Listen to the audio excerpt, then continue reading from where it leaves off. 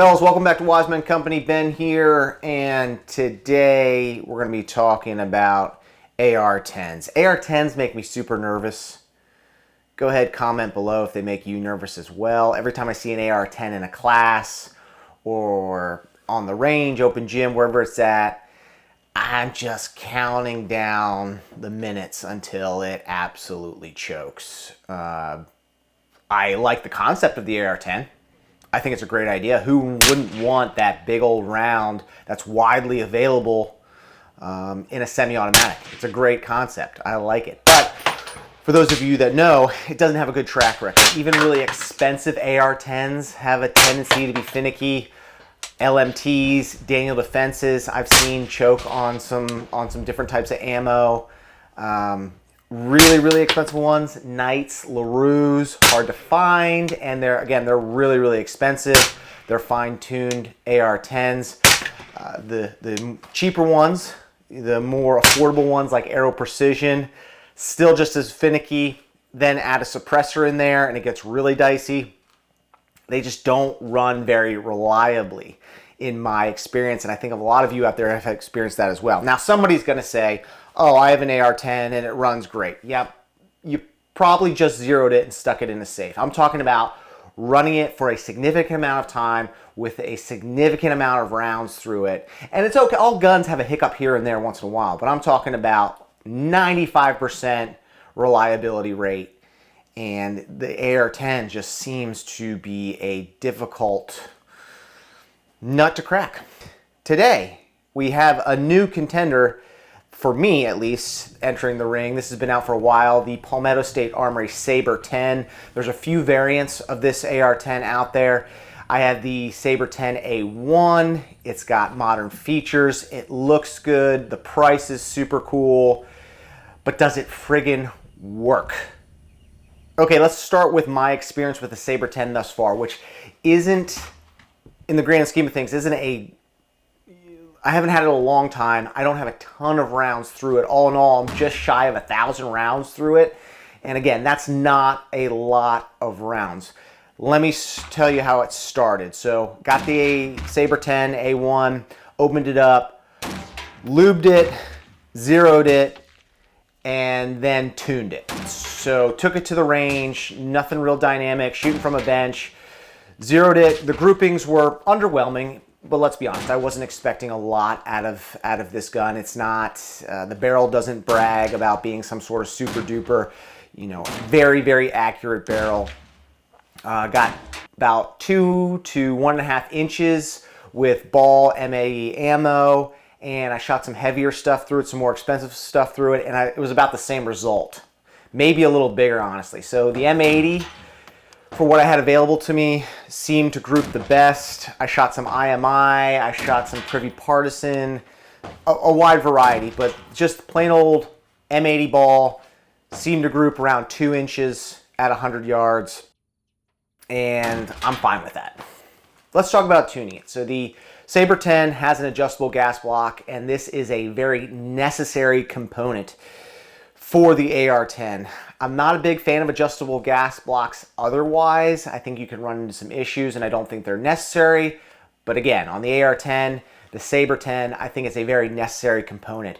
The adjustable gas block is going to allow you to, for those of you that don't know, adjust the gas, cut off the gas so less is transferred back into the chamber and bolt carrier group. It simply uses a set screw to do that. And what I'm trying to do is cut off that gas until I get about a consistent 4 o'clock ejection. If I didn't have that adjustable gas block and I had that gas just wide open, this gun would just beat itself to death and it would be extremely punchy. So adjustable gas block is key. Good job, Palmetto State Armory, for putting that on there and making the adjustments quite easy. It ships with a long Allen key that I just keep on the gun. That allows me to get to the set screw on that adjustable gas block and tune the gas as needed. For the majority of its lifespan with me thus far, I've run it with the suppressor on, which is going to mean I need to cut that gas way back. I've been running the Griffin Armament HRT 762, great suppressor. Griffin Armament makes some great cans, some great rifles. Can't say enough good things about Griffin Armament. go check them out. They'll actually ship suppressors right to your door. Yeah, they will. There's a little bit of some paperwork and a workaround there, but go to their website, check that out. Up until this point, after zeroing it, lubing it, adjusting the gas, everything has worked as advertised.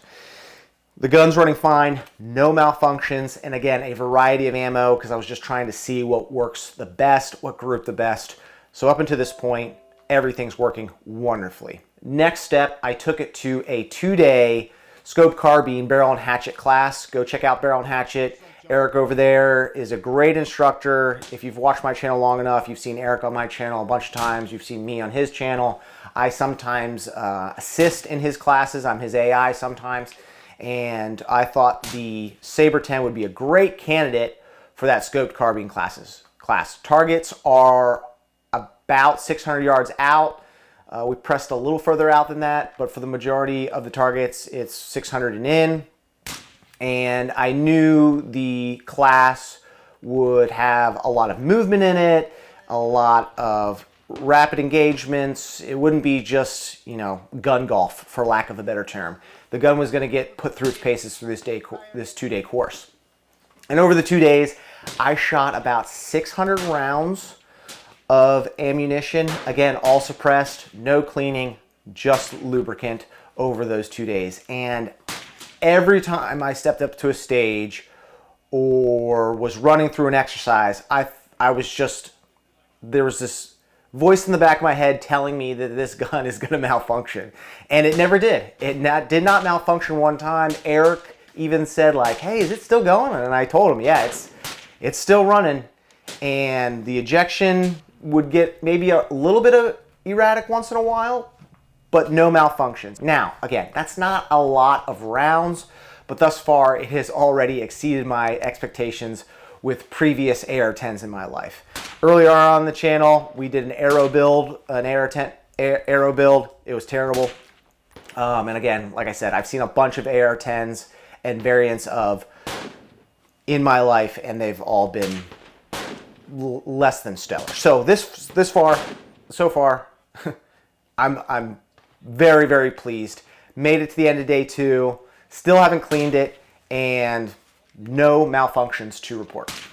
Now, when people think of the Sabre 10, they automatically are going to probably drift to the M110, the military M110 that the Army used. That's kind of where the concept of the Sabre 10 comes from. Again, a few different variants from Palmetto State Armory. And when I think M110, the military version M110, it is kind of a DMR, marksman rifle, sniper rifle. And I'm here to tell you that the Sabre 10 from Palmetto State Armory is not that. It is not a precision rifle. It is not a DMR, an SPR. And for those of you that really like these labels, it's going to fall more into the battle rifle category. Some of you are going to be like, duh. Some of you are going to be a little bit butthurt by that. But that is the truth. That is my experience with the gun. It is really good at shooting larger rounds at large silhouettes. It was not good at very fine, precise, rapid shooting. It is a big, heavy hammer. Again, large projectiles at large targets. It drives like a tractor. And for some of you, that's all you want and that's all you need, and that's okay. I just want to be clear that this is not a sniper rifle. Even with higher quality, more expensive ammo, the precision, the accuracy just wasn't there with the Sabre 10. Again, that's not a problem. Some of you want to shoot inexpensive 308 a lot, battle rifle style. The Sabre 10 is actually a pretty good candidate so far. The Sabre 10 has some really great features, just awesome features. M-LOK rail, full length, great 2-stage trigger, phenomenal 2-stage trigger, ambi safety, chrome bolt carrier group, B5 furniture.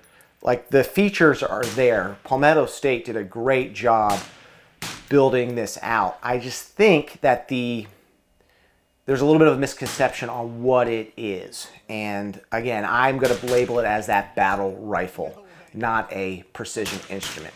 Great gun. but it is more of a linebacker than a quarterback. So let's talk a little bit about application. And is this something that the prepared citizen needs? Is it something like your squad should have at least one of? That's a question you guys need to answer, and actually I'd like to hear your answer. What do you guys think? Should the prepared citizen seek out AR10s? Should there be at least one available to your squad?